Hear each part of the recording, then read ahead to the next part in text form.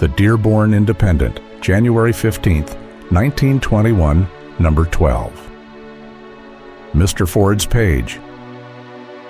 The time is coming when everybody will have to take sides. Even those who thus far have never stood for anything in particular will have to stand by something in particular. The days of flabby straddling, pretending that there are no differences or divisions, belong to the old era, and the new era will be ushered in with a new consciousness of allegiance. In the last analysis, there are only two families on the earth, and every subdivision which has been made relates to one family or the other. The man who is afraid to line up is not a free man. The times are coming when it will not be within his own choice. He will be forced by the very pressure of circumstances to take his stand by the principles to which he belongs. We are on the very threshold of a new age. The dates are unimportant, for in the advance of the plan of the ages, it is not the sharp-cut dates, but periods of time that are important. Old things pass away in a fading-out process. New things gradually dawn. Only on looking backward do the people usually realize that a great thing took place back there. Surprisingly, few of the real turning points of the world come amid signs and wonders and people standing in awe of what is passing. In the minds of most, the war was the cataclysm because it was noisy, but something greater than the war, though much less clamorous, is in passage now. It is neither for man to help or hinder, but hold himself ready to do what is right, whatever may be the circumstances. When the age begins to turn, we are too late to stop it, for the causes thereof were set in motion long ago and are now invincible. Nor can we help the new age be born because we are but creatures of months, and the new age is generations in process of formation.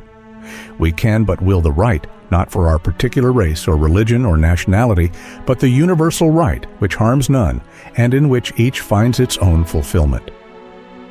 One of the principal human duties that devolve during periods of change is the duty of conscious allegiance. What do you as a personality and in your personality stand for? And are you standing for it by standing with others who are standing for it? These are questions which are pressing home from many directions today. The bugles of time are blowing assembly and men are dividing themselves, each according to the moral note within. It is not a question of allegiance to opinions or programs or philosophies. It is a question of allegiance to moralities. A man may be hopelessly wrong in all his opinion, but if he is morally right, he is of the stuff of the continuing order of life. On the other hand, a man may be perfectly correct in his opinions and knowledge, and yet everything he does may collapse and die because of moral anemia. In this time of change, it is not a question of having the correct economic theory. It is a question of being loyal to the right. Immoral or unmoral men never yet constructed an enduring social structure, nor enforced a single beneficial social change. This coming to conscious allegiance is not always a pleasant experience, especially in this day when everybody is obsessed more or less with the idea of wanting to be a good fellow, and when the flabby philosophy of boost has reduced us to spongy masses of saccharine sweetness. Men have been taught to put even their moral convictions in the background, indeed to possess no obtrusive moral convictions in order that a false show of fellowship may be made. This fellowship has now fallen apart. It was based on nothing enduring. It had no meaning except a desire to escape the penalty for being different, which so many people fear. It is a time now when conscious allegiance costs something, for it will mean division, and the very first division must be between those who will be loyal to moral conviction and those who will not. And this, quite apart from the consideration of persons or majorities. The country has had considerable experience lately in the lining up of majorities on questions like peace and temperance, and because the majority of the people always believe, as a matter of principle, in peace and temperance, it has been made to appear that moral allegiance is always just that easy. It is not. The lineup, impressive as it was, has brought us neither peace nor temperance, and no such easy popular lineup ever will. The majority of the people are naturally straddlers. They are not in the world to pioneer, but to be as happy as possible. If pioneering in a cause brings discomfort, they would rather not. If truth and error meet in combat before their gaze, they would rather wait and see which proves the stronger. They may have a lazy faith that truth at last will win, but it may not be the time as yet, and they do not wish to lend a premature support. And yet majorities are essential, not to the truth, but to the acknowledgement of the truth, and minorities are essential to the fructifying of majorities. The majority is the sodden dough, the minority the yeast. It is the yeast that changes the character of the dough to something better. Majorities are the position to be taken, as it were, and sometimes truth takes it, and sometimes error. The natural tendency to straddling inheres in most people, and the exceptions to this tendency are not always praiseworthy. There are those who are merely contrary because they like it. Others are contrary because moral allegiance compels them. The majority wants to know if this thing cannot be amicably settled. No, it cannot be settled. There are some opposites in the world that shall never be reconciled. There are some programs that shall never be harmonized. There are some wars which must continue until one side is exterminated. And that is what frightens some people.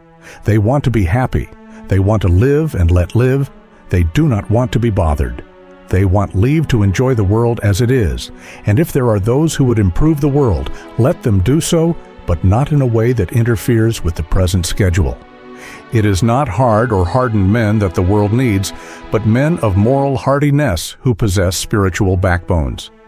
Men to whom the palliatory perhaps comes too easily, who are so impressed with the idea of relativity that they seek refuge in a near vacuum, are men who are lacking in moral gristle. An idea may be very valuable to them, but they are of no value to the idea, and the world advances only as ideas gather believing men about them.